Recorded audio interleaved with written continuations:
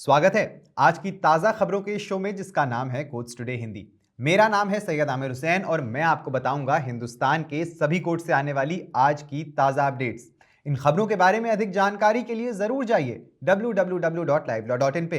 वैसे तो इन सारी खबरों के लिंक आपको नीचे डिस्क्रिप्शन में भी मिल जाएंगे। तो आइए आज के एपिसोड को शुरू करें। पहले आपको आज की सुर्खियां बताते हुए आरजी कर रेप मर्डर मामले में मुख्य अभियुक्त को उम्र कैद की सजा हुई। सुप्रीम कोर्ट ने यासीन मलिक के खिलाफ सुनवाई कर रही जम्मू कोर्ट में उचित वीडियो कॉन्फ्रेंसिंग सुविधाएं देने को कहा। बदलापुर फेक इनकाउंटर मामले में मैजिस्ट्रेट जांच पूरी हुई। आरोपी की मौत के लिए 5 पुलिसकर्मी जिम्मेदार। भ्रामक विज्ञापन मामले में बाबा रामदेव के खिलाफ जारी हुआ वारंट। मुंबई कोर्ट ने सैफ अली खान पर हमले के आरोपी को 5 दिन की पुलिस रिमांड पर भेजा। सुप्रीम कोर्ट ने अमित शाह पर टिप्पणी के लिए राहुल गांधी के खिलाफ आपराधिक मानहानि मामले पर रोक लगाई। लखीमपुर खीरी मामले में क्या आशीष मिश्रा ने गवाहों को प्रभावित करने का प्रयास किया? सुप्रीम कोर्ट ने यूपी पुलिस से पूछा।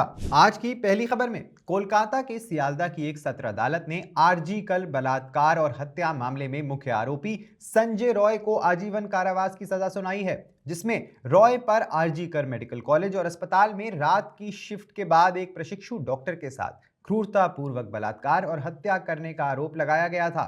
सत्र न्यायाधीश अनिर्बान दास ने कहा कि मामला दुर्लभ से दुर्लभतम श्रेणी में नहीं आता है, जिसके लिए मौत की सजा दी जानी चाहिए। आगे यह भी कहा गया कि राज्य सरकार को पीड़िता के परिवार को उसके साथ हुई दुर्दशा के लिए 17 लाख रुपए का मुआवजा देना होगा। सुनवाई में रॉय ने खुद को निर्दोष बताया था और कहा था कि वो इस घटना में शामिल नहीं था। कोर्ट ने रॉय को ट्रेनी डॉक्टर से रेप और हत्या का दोषी करार दिया। अदालत ने फॉरेंसिक रिपोर्टों पर भरोसा किया, जिसमें घटना में रॉय की संलिप्तता की ओर इशारा किया गया था, जिसमें घटनास्थल पर और मृत डॉक्टर पर डीएनए से पता लगाया गया था। अगस्त 2024 में हुई इस घटना ने पूरे देश में बहुत हंगामा मचाया। उच्च न्यायालय ने मामले को सीबीआई को स्थानांतरित कर दिया, जिसने सत्र अदालत के समक्ष अपनी चार्जशीट दायर की। मामला सुप्रीम कोर्ट तक भी गया, जिसने डॉक्टरों की कार्यस्थल सुरक्षा के लिए दिशा निर्देश तैयार करने और जांच की निगरानी करने के लिए स्वतः संज्ञान लिया था। एक और बड़ी खबर में सुप्रीम कोर्ट ने सोमवार 20 जनवरी को जम्मू कश्मीर और लद्दाख उच्च न्यायालय से कहा कि वो जम्मू की अदालत में उचित वीडियो कॉन्फ्रेंसिंग सुविधाएं स्थापित करने के लिए तत्काल कदम उठाएं। जहां कश्मीरी अलगाववादी यासीन मलिक और अन्य आरोपियों के खिलाफ मुकदमा चल रहा है। मामला 1989 में 4 भारतीय वायुसेना अधिकारियों की हत्या से संबंधित है। न्यायमूर्ति अभय अशोक और न्यायमूर्ति उज्जवल भुयान की पीठ ने ट्रायल जज की ओर एक रिपोर्ट पर विचार करने के बाद यह आदेश पारित किया, जहां उन्होंने कहा था कि उस अदालत में वीडियो कॉन्फ्रेंसिंग की सुविधाएं ही नहीं थी। पीठ ने कहा कि अदालत में सुविधाओं से यह सुनिश्चित होना चाहिए कि आरोपी व्यक्ति वस्तुतः प्रभावी जिरह कर सकें।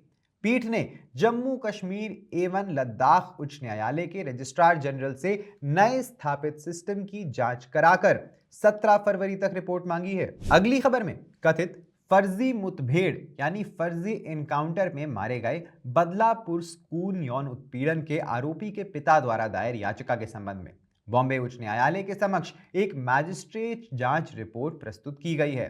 जस्टिस रेवाती मोहिते डेरे और डॉक्टर नीला गोखले की पीठ ने आज यानी 20 जनवरी को खुली अदालत में रिपोर्ट पढ़ी।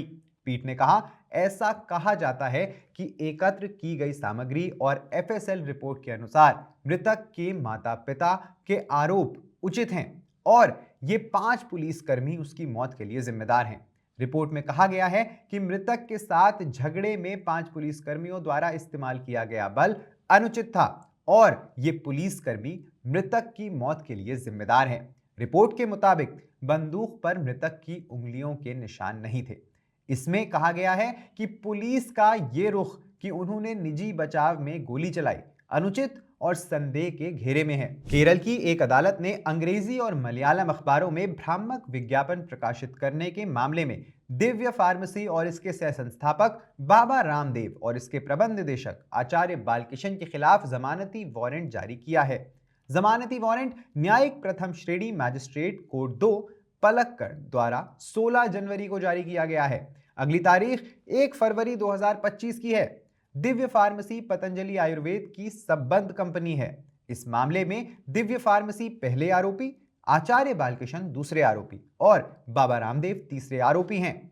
इसी तरह का मामला कोझिकोड में भी लंबित है। बॉलीवुड अभिनेता सैफ अली खान पर गुरुवार को उनके बांद्रा स्थित आवास पर एक घुसपैठिए शरीफुल इस्लाम शहजाद द्वारा हमला किए जाने के बाद उन्हें गंभीर चोटें आईं। कथित तौर पर थाने के एक बार में हाउसकीपर के रूप में काम करने वाले बांग्लादेशी नागरिक शहजाद को रविवार सुबह ही गिरफ्तार कर लिया गया। बांद्रा में एक अवकाश अदालत के समक्ष पेश किए गए अभियोजन पक्ष ने दावा किया कि ये अंतर्राष्ट्रीय साजिश हो सकती है और 14 दिनों की हिरासत की मांग की गई। उन्होंने इस बात की जांच करने की आवश्यकता पर जोर दिया कि शहजाद वैध दस्तावेजों के बिना भारत में कैसे दाखिल हुआ और किसने उसके प्रवेश में मदद की। उन्होंने यह भी बताया कि हमले के बाद खान को अपने शरीर से 2.5 इंच के ब्लेड के टुकड़े को निकालने के लिए सर्जरी करानी पड़ी। शहजाद के वकील संदीप शेरखाने ने तर्क दिया कि एक सेलिब्रिटी की संलिप्तता के कारण मामले को बढ़ा चढ़ाकर पेश किया जा रहा है और कहा कि उनके मुवक्किल के पास वैध दस्तावेज हैं।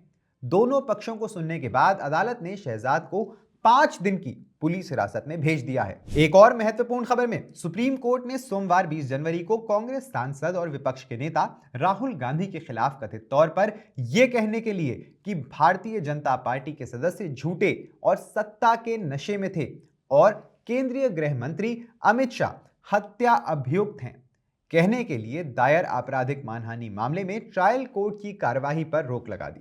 न्यायमूर्ति विक्रम नाथ और न्यायमूर्ति संदीप मेहता की पीठ ने झारखंड उच्च न्यायालय के फैसले को चुनौती देने वाली राहुल गांधी की विशेष अनुमति याचिका पर नोटिस जारी करते हुए अंतरिम आदेश पारित किया, जिसमें भाजपा कार्यकर्ता नवीन झा द्वारा उनके खिलाफ दायर मानहानि मामले को रद्द करने की उनकी याचिका खारिज कर दी गई थी। राहुल गांधी की ओर से पेश वरिष्ठ अधिवक्ता डॉक्टर अभिषेक मनु सिंघवी ने कहा कि ऐसे कई फैसले हैं जो मानते हैं कि केवल पीड़ित व्यक्ति ही आपराधिक मानहानि की शिकायत दर्ज कर सकता है। उन्होंने तर्क दिया कि शिकायत किसी प्रॉक्सी तरीके से या तीसरे पक्ष द्वारा दर्ज नहीं की जा सकती। सुप्रीम कोर्ट ने 20 जनवरी को उत्तर प्रदेश के लखीमपुर के पुलिस अधीक्षक को उन दावों की जांच करने का निर्देश दिया कि 2021 में लखीमपुर खीरी हत्याकांड के आरोपी आशीष मिश्रा ने गवाहों को प्रभावित करने का प्रयास किया था। न्यायमूर्ति सूर्यकांत और न्यायमूर्ति एन कोटेश्वर सिंह की पीठ ने 4 सप्ताह के भीतर तथ्यावंशी रिपोर्ट पेश करने को कहा है। यह आदेश पीड़ित परिवारों द्वारा मिश्रा की जमानत रद्द करने की मांग करने वाले एक आवेदन के बाद दिया गया। आवेदकों का प्रतिनिधित्व कर रहे वकील प्रशांत भूषण ने आरोप लगाया कि गवाहों को धमकी दी जा रही है और रिश्वत भी दी जा रही है। मिश्रा की ओर से पेश वरिष्ठ वकील सिद्धार्थ दवे ने आरोपों से इनकार कर दिया और उन्हें निराधार और प्रचार प्रेरित बताया। न्यायमूर्ति कांत ने आरोपों की गंभीरता को नोट किया और सच्चाई का पता लगाने के लिए पुलिस जांच का सुझाव भी दिया। ज्यादा जानकारी के लिए सब्सक्राइब करिए हमारा YouTube चैनल या विजिट करिए हमारी वेबसाइट www.livelaw.in, जहां आप इन सारी खबरों के बारे में अच्छे से जान सकते हैं। लाइव लॉ हिंदी पे आपको हिंदी में सारी ताजा अपडेट्स भी मिल जाएंगी। अगर आपको ये वीडियो पसंद आया है तो इसे लाइक करिए और कमेंट करिए अपने व्यूज। हमें YouTube पर सपोर्ट करने के लिए हमारे वीडियो को शेयर करिए। आप हमें सपोर्ट करके लीगल जर्नलिज्म को प्रमोट कर सकते हैं। धन्यवाद।